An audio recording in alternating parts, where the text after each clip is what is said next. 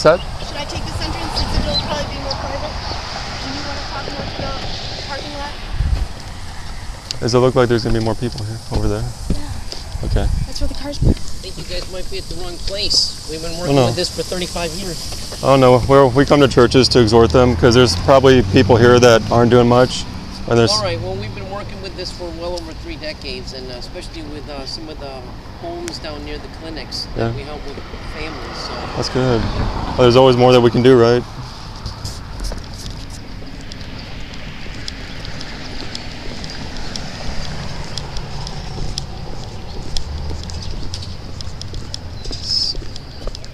That might be good, like facing.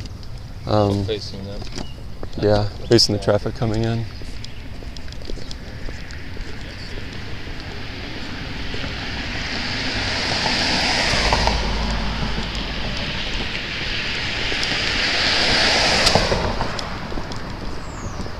Morning.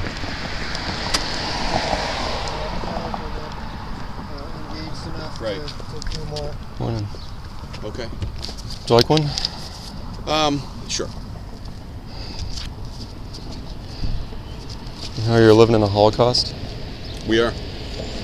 and We are. most Christians are living just like they did in Nazi Germany, acting like it's no big deal. And you may have some here who are taking action. From the gentleman I just spoke with briefly, sounds like maybe a few here are doing something, but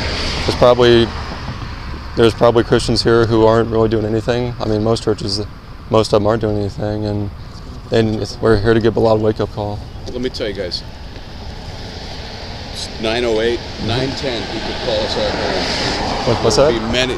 At 9:10 this morning, he could call us all home, and we would have a lot to answer for. That is very true. You know. That's true. As guilty as Yeah, it's this culture. It's sick. Well, I don't know why he doesn't scrub it off and start again. Well, judgment begins in the house of the Lord, and we the response of the American church in the past 46 years, other than the rescue movement where they interposed with their bodies in front of the doors, the response of the church has been mostly very sad and embarrassing. Yeah, to use the phrase "the church," that's pretty darn wide. Well, I mean, churches in general, people come to church who claim to be Christians. That's hard. You know, that's a blanket for everything. You know, the church is, it's like, I don't know, that's hard. Well, it's true. It's because I've been to many churches. I've talked to Christians for the last decade, and yeah, I know I'm young, but I've talked to others who've been doing this for decades, and they say the same thing. The churches, pastors don't care. Percentage-wise, too. I'm sure there's many good churches out there. But why this one today? Because we go to churches and exhort them to love their preborn neighbor as himself. Almost every week we go to a different church, so we're not singling out anyone in particular. Both ones that are good, those that are bad. We go to pro-death churches, congregations. What are those? Where or what? What's like the ELCA church by there. We go there. The doctrinal statement says that they allow abortion in many cases. Are you sure about that? Yeah. You were looking at their they support murdering children. What is the language exactly? It's actually rather vague. Okay. Because I looked at their website and it's basically they try to say we're against it, but then they are so vague with their language that they're for it. It's like they're trying to. Okay, so they have not said it. Well, you can tell they're you can tell they're supporting it with what they say. Okay, but they have not specifically said. No. Okay. Well, like they support it, like if the mother's life is in danger, I believe, and like in hard circumstances, they affirm it in some cases, but honestly, Christians in this country, those who profess Jesus Christ as Savior, as Lord, we affirm it with our silence. I'm not saying everybody, I'm saying most. And are there other aspects that believers aren't doing that you'll also protest? Yeah, I mean, like we're very silent about the suicide epidemic, homosexuality. We're the drag queen story hours. There's not many Christians that are addressing that I can see. The homosexuality, I may have already said that, and there should be street preachers a lot more than out on the streets than there are, and we need to be going out there preaching the gospel and not just living comfortable lives. So I address all that, but this right here is the greatest evil, the greatest injustice in our land, and most Christians are ignoring it. Really, that and homosexuality are the two biggest upfront public sins in our country. And there's plenty of other ones. And like Nazi Germany, we're silent for the most part, and we must think that the Lord's okay with our silence, and He's not. Morning, sir. Hey, Kurt. Hi. Morning. Would you like one? Good morning. Morning. Like one? Well, this isn't really helpful. How so? I think in a way you're destroying our worship this morning. How so? Because we came here to worship God, not to. We're all pro-life. Okay, so what are you doing with the pro-life opinion? How can you not worship God when we're Christians too, and we're here in worship too? We're exhorting our brethren to love their preborn neighbor as themselves, to live like children are actually being murdered, and because they are. Well, I really think this will turn people against the efforts. I don't think this is a sign of love. What's that? So, What about love? I respect your right to protest, but it's unfortunate that Jesus didn't always stick to the most comfortable things, so many of Jesus' disciples were offended at him and left him. So he didn't stick to only the nice worshipful topics when he taught. This is actually a very loving thing to do for the children that are going to be murdered next week, who are scheduled to be slaughtered. It's very loving for them. They wish we were doing this more than we are. And most Christians, even those who have a pro-life opinion, they're hating the preborn to death when they don't do much to help them. Because you can have a pro-life opinion, but if you don't put it into action, and radical action to save children, it doesn't do them any good. And I've been to so many abortion mills where I'm either by myself or I'm surrounded by Catholics, like I may be the only Christian there. That's got to change. We need street preachers out confronting this culture of death in masses, because people still think it's okay to do this to children. So-called Christians think it's okay to do this to children. That needs to be confronted. The gospel. we actively support adoption. Mm-hmm. So do we. New life. He's adopted over there. Yeah. One of the 3 adopted children. But we need to support adoption, adopt children ourselves. I hope to do so one day if I have a family. But we also have to take more action to go out to the abortion mills, go out to the streets, demand of those in office that they interpose on behalf of the preborn, ignore Roe v. Wade because it's not law, it's an opinion. But we bow down to the Supreme Court thinking, well, they say the murder is okay, so we're going to comply with that. No, we have to ignore it. I support your position. I just don't think this is helpful to your cause. When people are coming here for another purpose. Well, I mean, if they're Christian, they know abortion's murder. I would think that they would, very much appreciate us being here. I would have years ago when I was going to church. I would have thanked them for being here. And what more can I do? I don't. I thank you for who you are. Okay. I don't thank you for what you're doing here this morning. I don't understand why though. Okay. I mean, if you're a Christian, I'll be praying for this morning during our worship. We're talking about who is our neighbor. Well, then I think you'd appreciate it more what we're doing, because this is our neighbor. Yeah. And we're neglecting them. We need to be loving our neighbor more.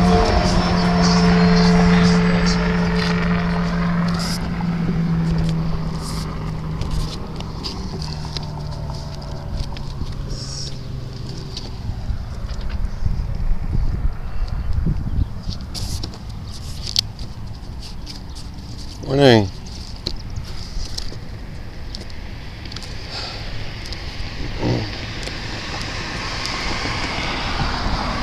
You get one, ma'am? Would you like one?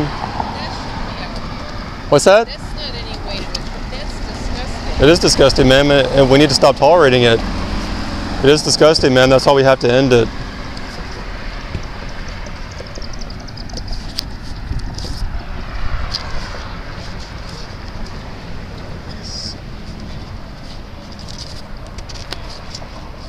Morning. Well, hi. I think what you guys are doing is great. Would you like one? I'm a member, and Okay. Eastbrook isn't objecting to what you guys are doing, are they? Well, I mean, one of them said he didn't really appreciate us being here doing this. Yeah. So, I mean, I'm really sorry to hear that as a member. Yeah, it's. I think what you guys are doing is great. Well, thank you. We need more Christians to. Well, the reason we're here is to exhort those who have a pro-life opinion to put it into action.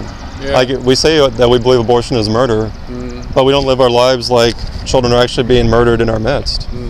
Like if there was a group of children across the street that say we found out and somehow in the next 10 minutes they're going to be murdered, we know when and where, we'd stop it. Yeah. But when it comes to abortion, we don't do that. We don't have the same action. We discriminate against them. So Eastbrook does have objections to you guys? Well, I mean, at least one said he didn't appreciate us being here doing this, even though he said he's pro-life. He agrees with us, I guess. Yeah, that's what I wanted to find out, because I'm sorry to hear that, because I support you guys. Thank you.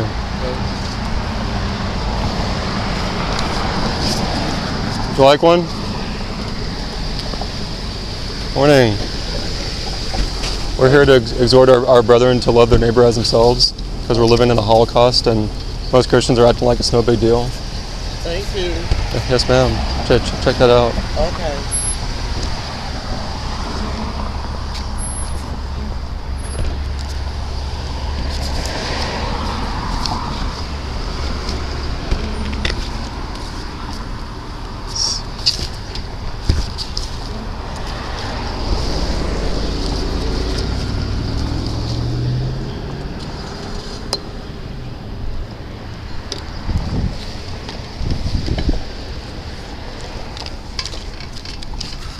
Good morning, brothers and sisters. We are here as your brethren to exhort you to love your preborn neighbors as yourselves. Every child murdered by abortion is your neighbor, and you probably know that the second great commandment that Jesus Christ spoke of is to love your neighbor as yourself, which is the fulfillment of the law. And most Christians are not doing this. And I know that you support adoption. I know that there's probably a few here that are taking at least a little bit of action. But the question is, are you living your life like children are actually being murdered every day? Are you living your life like thousands of children are having their arms and legs ripped off and having their skulls crushed every day? Most Christians are not doing that. Most Christians are living their life like it's no big deal that there's a Holocaust taking place in their watch, in their midst. Would you like one? Here, check it out. Bless you. Thank you. Check that out. Oh. Thank you. Yes, sir.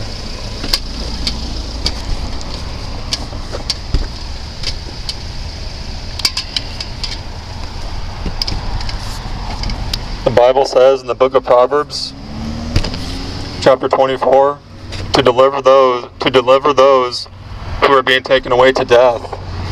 That is the position of preborn children who are scheduled to be murdered next week. These children are the greatest orphans in our culture. They're the most needy orphans in our culture. No one in our culture is more in urgent need of your help. Is it more defenseless, more helpless than the preborn child scheduled to have his body ripped into little pieces next week? And for 46 years now, over 40 years now, we have been living our lives like it's no big deal.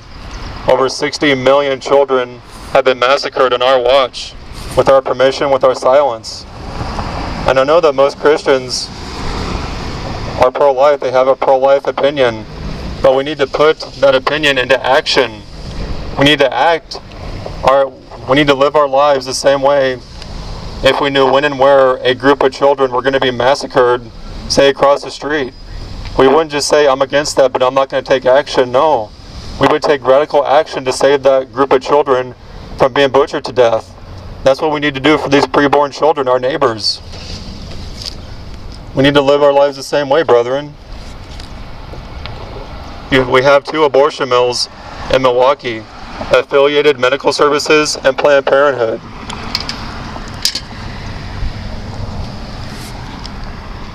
You have 2 abortion mills in Milwaukee, Planned Parenthood and Affiliated Medical Services. I've been to both. And there could be a lot more Christians out there speaking up for their preborn neighbors, delivering those who are being taken away to death. And the book of James chapter 1 says that true and undefiled religion in the sight of our God and Father is this: to visit orphans and widows in their distress, and to keep oneself unstained by the world. And again, these children who are being murdered in abortion mills, they're orphans. They have been rejected by society. They've been rejected, forsaken by most people in our culture. And they have been largely ignored and forsaken by Christians. This is a bad witness to the world when we ignore mass murder happening on our watch. And that's what we're doing, brethren. We are ignoring mass murder happening on our watch, acting like it's no big deal.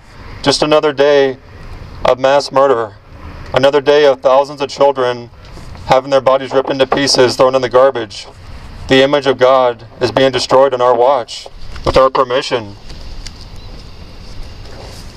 The late Dr. Francis Schaeffer said that there should be a sign in front of every abortion facility that says this clinic is open by permission of the church.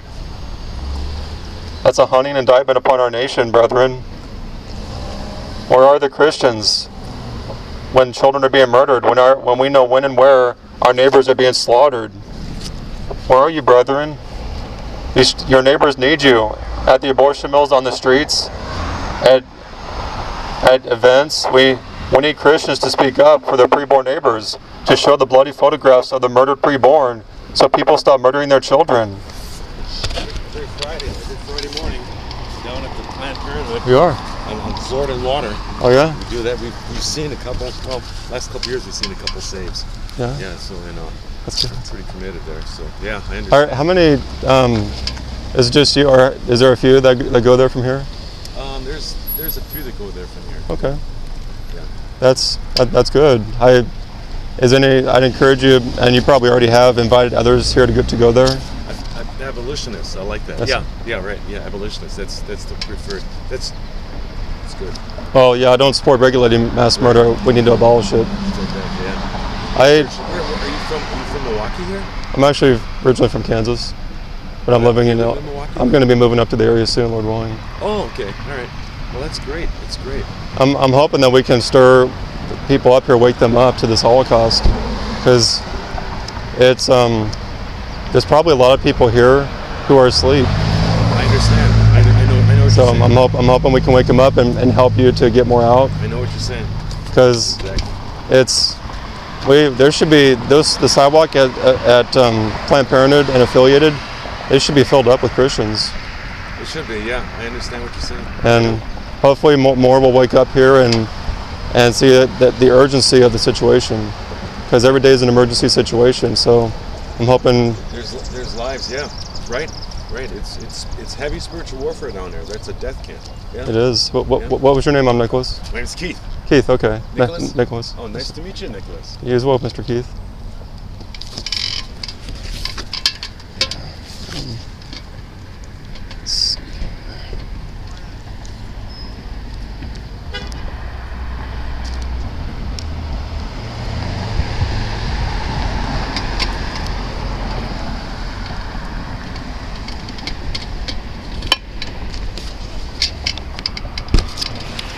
Brethren, the reason that we have come here today, this morning, is to exhort you to love your preborn neighbor as yourself, to treat the preborn the same way that you would treat born people if you knew when and where they were scheduled to be murdered. And we're not doing that, brethren. We're living our lives like mass murder of children is normal, is acceptable. That's what most Christians are doing in our culture. Not all, but most. It's time to change the status quo. It's time to turn the status quo upside down, to show the world that we believe abortion is murder and we're going to act like it. Most Christians aren't doing that. It's time to act like abortion is murder. If we say we believe that children are being murdered, we need to go and help them and rescue them from death. Otherwise, our witness is hollow to the world, rings hollow to those who do not profess to be Christians. It's time to wake up, brethren. You're living in a Holocaust. The murders are out of sight, out of mind. What will you do in regards to this, brethren? I know there's a few here who go to Planned Parenthood, but there's a lot who don't, probably. Most churches, most people aren't doing much, if anything. That needs to change. How can the world, how can pagans believe that when we say abortion is murder, but we don't act like it? It's a bad testimony to the world, brethren.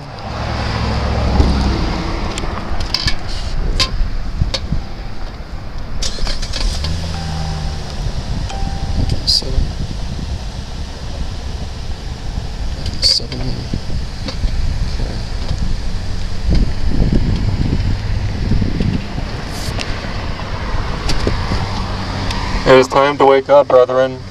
You're living in a Holocaust where thousands of little children, preborn children, are being murdered every day on your watch, with your silence, with your approval.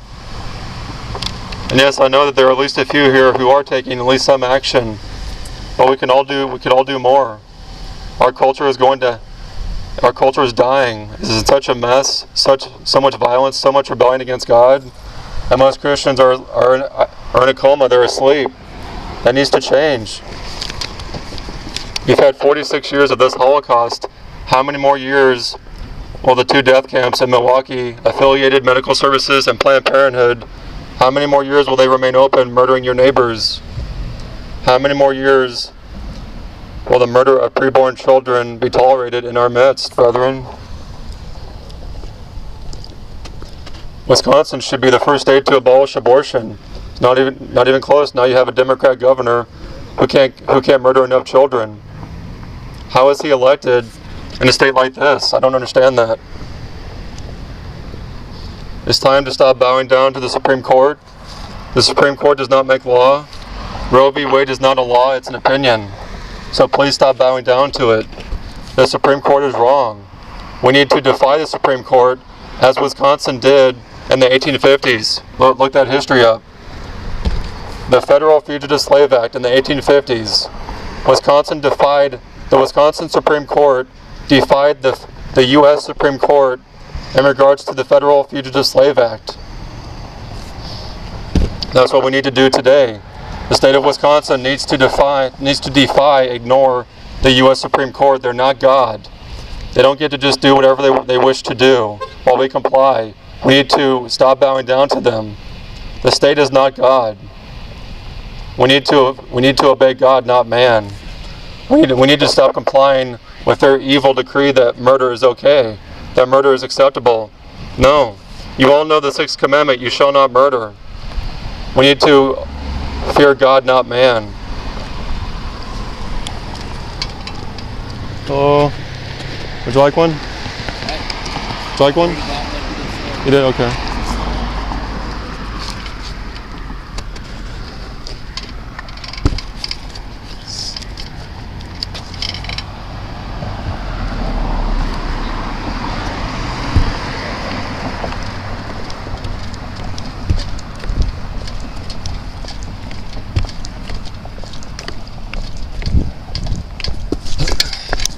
What's the access stuff like there?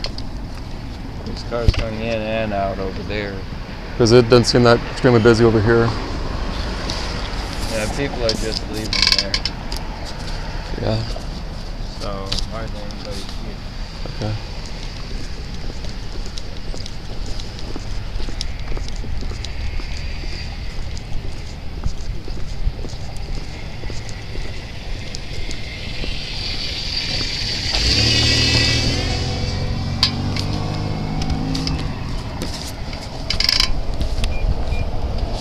I'm showing you this morning, brethren, the sufferings of your murdered preborn neighbors.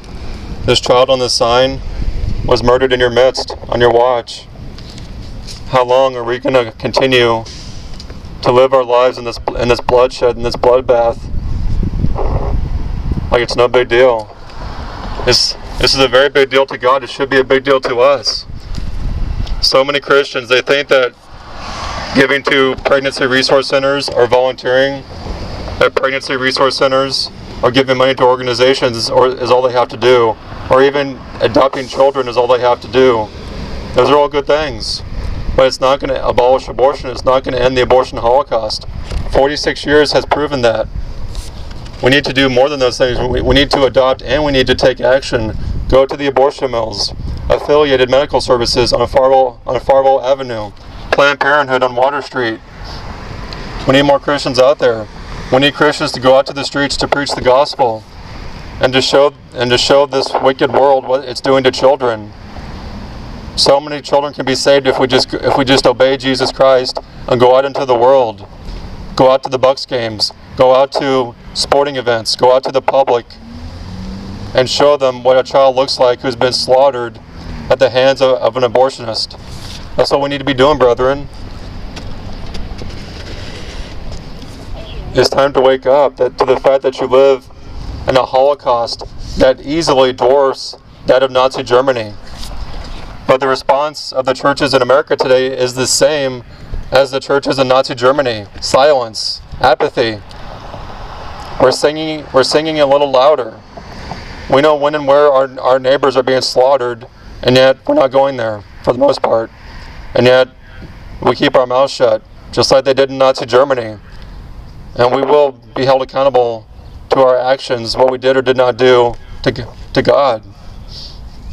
What will future generations say about those who took no action in the midst of the American Holocaust? The same as we say about those in Nazi Germany who did nothing. Those who took no action and kept their mouth shut, they're going to be called cowards by future generations. People will ask, why didn't they stand up? They had the First Amendment. They had free speech. Unlike the Christians in Nazi Germany, you're not going to be sent to a concentration camp. You're not going to be murdered. You're not going to be martyred for speaking up for the preborn. And yet most Christians still won't do anything. They still won't leave their comfortable, easy lifestyles. They still won't go out to the abortion mills. They still won't go out to the streets. Brethren, you have free speech. You have the First Amendment. You have freedom to go to the streets. And yet most Christians still refuse to do so because they love their life more than anything else. They love their comfort, their ease, their luxury. They love their big house, their 3 nice cars, their swimming pool. But Jesus said to deny yourself, to pick up your cross and follow Him. He guaranteed that persecution would follow those who desired to live godly in Christ Jesus, not those who live for luxury, who live for their 6-figure job and just wanted to live at peace with the world. No. Christians should not be at peace with the world. We should be enemies to this wicked world, and the world should see us as followers of Jesus Christ. Time to go? I think I talked to you about preaching at the doorway. Yeah. He was a little worried about getting through the stained glass or the glass doors or whatever. Who was? One of the guys who's working the parking lot, I think. He was just worried about that. I don't know if you want to direct it a little more away from the door. It's almost time to go anyways. But should we just go, or you want to stay for a few more minutes? we could probably stay for 3 or 5 more minutes, but that's about it. Okay.